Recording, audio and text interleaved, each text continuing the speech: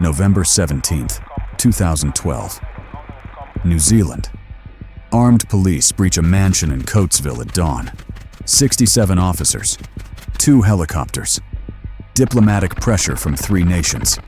Inside, Kim.com. 300 million users. 50 petabytes of data. The largest copyright case in history. They shut down his servers in Virginia, arrested his partners across 4 countries, froze 200 million in assets. 2 weeks later, Megapload was still online. Not the site, the idea. Because 3 years earlier, a different man had already made that impossible. His name was Aaron Swartz, and he didn't just break the law, he broke the lock. Cambridge, Massachusetts, 2008. A 21-year-old programmer walks into the MIT network closet with a laptop and an Acer switch.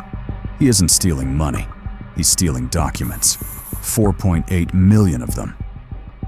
From JSTOR, a database holding academic research behind paywalls that charge $30 per article. Research funded by public taxes, written by professors who see none of the profit. Locked behind a system that charges students to read the work their tuition already paid for. Aaron Swartz believed this was theft. Not his theft, theirs. He'd believed it since he was 14, since he helped build RSS, since he watched the internet become something it was never supposed to be. Owned. Most people don't know the internet was designed to be free. Not free as in cheap. Free as in uncontrollable. ARPANET, 1969. Built by the Pentagon to survive nuclear war. No central server, no single point of failure. Then came Tim Berners-Lee, 1989. The World Wide Web. He could have patented it. Could have owned the architecture of every website on Earth. He released it to the public domain instead, because the idea was more important than the empire. By 2000, the web was a frontier. Information wanted to be free. Napster proved it. 60 million users trading files the music industry said they owned. The industry won in court. They killed Napster in 2001.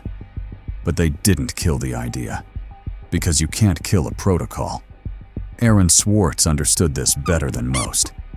At 15, he co-authored RSS 1.0, the format that let people syndicate content without permission. No gatekeepers, no ads, just information flowing where it wanted to go. At 16, he helped Lawrence Lessig build Creative Commons, legal infrastructure for sharing culture outside corporate control. At 19, he sold Reddit to Condé Nast for $20 million. He hated it. The meetings, the venture capital, the advertising metrics. So he left and went back to what mattered. Access. 2008. JSTOR contained every major academic journal published since the 1800s. Medicine, engineering, climate science, history. If you wanted to read a 1973 paper on water purification, it cost $38. If you were a Harvard student, your library paid for access. If you were a farmer in Kenya trying to solve irrigation problems, you paid. Or you stayed ignorant. Aaron thought this was insane. So did a growing number of researchers. They'd started uploading their own papers to LibGen, a shadow library run by anonymous scientists in Russia. But LibGen was incomplete and risky. JSTOR had everything, and it was right there, on the MIT network.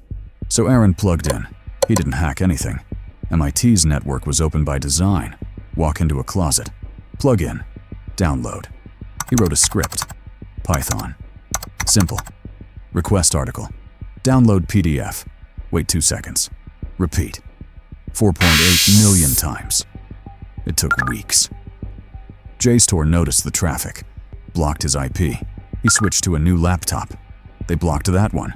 He moved to a different closet, back and forth, a digital game of whack-a-mole. Until January 6th, 2011. Cambridge Police. MIT Secret Service. They found the laptop, still running, still downloading. They arrested Aaron in his apartment 2 weeks later. Federal charges: wire fraud, computer fraud, 13 counts, 35 years in prison, $1 million in fines for downloading academic papers. That's when the story should have ended. Instead, it exploded. Because Aaron wasn't the first. In 2007, a graduate student named Greg Maxwell uploaded 33 gigabytes of public domain court documents to the Pirate Bay. PACER, the federal court database, charged 8 cents per page to access public records. Maxwell believed public documents shouldn't cost money. The FBI investigated, decided not to prosecute. In 2008, a group called Science Commons began lobbying for open access publishing, funded by foundations, legal, respectable. Progress was slow. Then in 2010, a 19-year-old in Kazakhstan named Alexandra Elbakyan got tired of waiting. She launched Sci-Hub. If you gave her a DOI number, she'd retrieve the paper. Didn't matter if it was behind a paywall. Didn't matter if you paid. She pulled it from university proxy servers and leaked credentials. By 2011, she had 400,000 papers. Then, Aaron got arrested. And everything changed. The prosecution went after him like he'd stolen nuclear codes. Stephen Heyman, assistant U.S. attorney, Massachusetts. He'd built his career on cybercrime cases. He wanted prison time. Real time. Aaron's lawyers tried to negotiate. Probation, community service, no jail. Heyman refused. He wanted a felony plea, wanted Aaron to admit he was a criminal. The trial was set for April 2013. Aaron was 26, facing financial ruin, unemployable, watching his life collapse. His partner left him. His savings evaporated in legal fees. Meanwhile, something else was happening. The internet was watching. Reddit exploded with support. Hacktivist groups rallied. Anonymous launched OpJSTOR. But the most important reaction came from someone nobody expected. Alexandra Elbakyan. She saw what the US government was doing to Aaron, saw the message it sent, and she accelerated. By 2012, Sci-Hub had 12 million papers. She added features: a browser plugin, instant access, no friction. Researchers started using it everywhere. Harvard, MIT, Max Planck Institute. Publishers panicked. Elsevier sued her in New York. She ignored the lawsuit. She was in Russia. Untouchable. More importantly, she decentralized the database. Sci-Hub didn't live on one server anymore. It was mirrored, torrented, distributed across dozens of domains. You could kill the site. You couldn't kill the library. Aaron never lived to see it. January 11th, 2013. Brooklyn. Aaron Swartz hanged himself in his apartment. He left no note. The funeral was private. Lawrence Lessig gave the eulogy. Tim Berners-Lee attended. Anonymous crashed the MIT website. Thousands signed petitions. Lawmakers called for investigations. Heyman faced protests outside his office. Carmen Ortiz, the U.S. attorney, defended the prosecution. Said Aaron's actions were criminal, that the law applied to everyone. Technically, she was right, but the internet didn't care about technicalities anymore. Within 48 hours, activists uploaded the entire JSTOR archive Aaron had downloaded. The Pirate Bay. Archive.org. LibGen. Available to anyone. Forever. JSTOR tried to shut it down, sent takedown notices, threatened lawsuits. It didn't matter. Once it was out, it stayed out. Sci-Hub tripled its user base in 6 months. By 2014, it had 30 million papers. By 2017, 64 million. Almost all of human scientific knowledge. Free. Publishers sued again and again. U.S. courts issued injunctions, froze domain names. Elbakyan moved the site to new domains, .cc, .tw, .se. Every time they killed one, 3 more appeared. This is the part most people don't understand. Copyright law works when you control distribution, the printing press, the record factory, the movie studio, centralized production, gatekeepers. But the internet doesn't have a center. Aaron knew this. Elbakyan knew this. You can't sue a protocol. You can't arrest a torrent. Once information becomes data, it flows like water. And water doesn't care about borders. 2016. Elsevier won their lawsuit. New York court, $15 million in damages. Elbakyan never showed up. She was in Russia, then Kazakhstan, possibly both, possibly neither. Nobody knew for sure. What they did know, Sci-Hub kept running. The academic community split. Publicly, universities condemned it. Privately, their researchers used it constantly. A 2017 study found that Sci-Hub accounted for 3% of all academic downloads worldwide. In developing nations, that number was closer to 30%.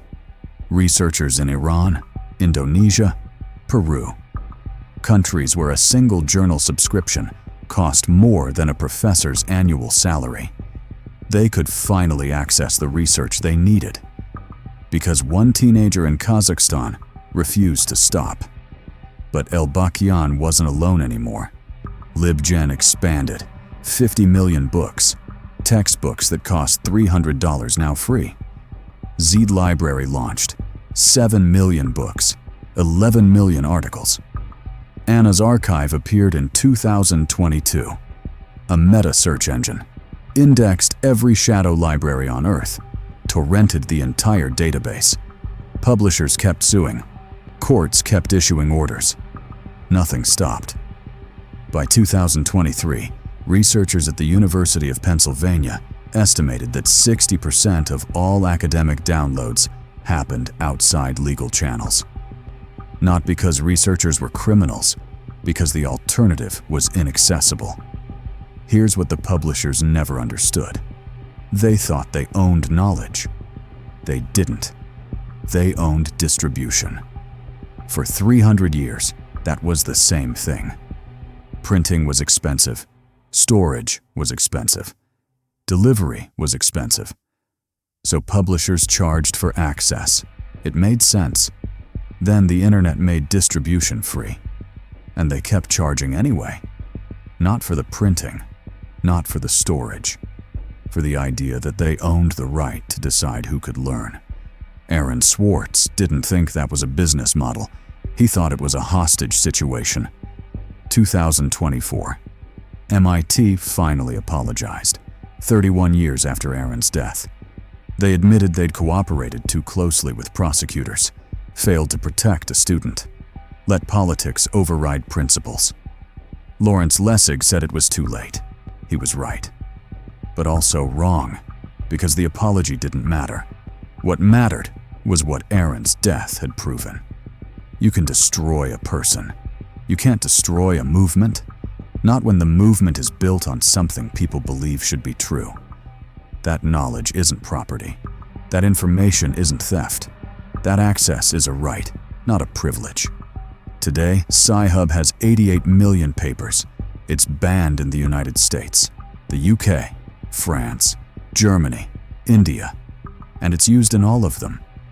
Because banning a website doesn't work when the website is a mirror, when every user can host a copy, when the domain changes faster than the courts can issue orders.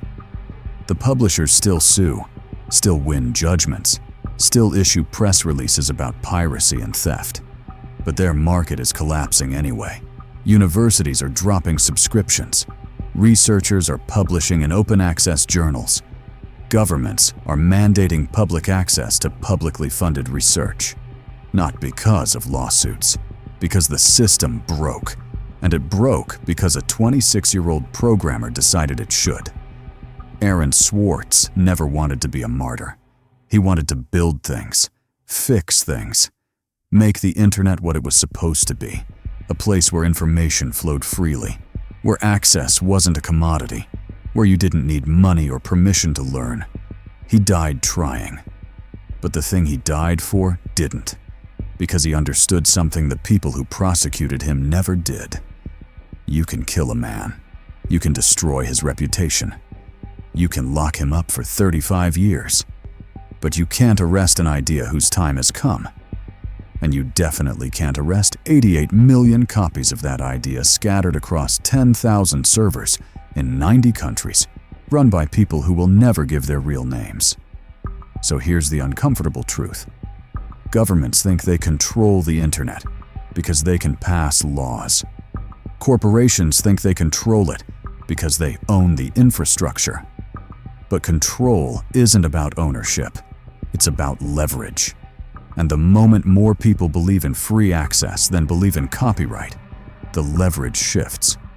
Not in a vote, not in a court, in 4.8 million downloaded files that never got deleted. Because the internet doesn't forget. And it doesn't forgive. And it definitely doesn't ask permission. Aaron Swartz made everything on the internet free by proving that it already was.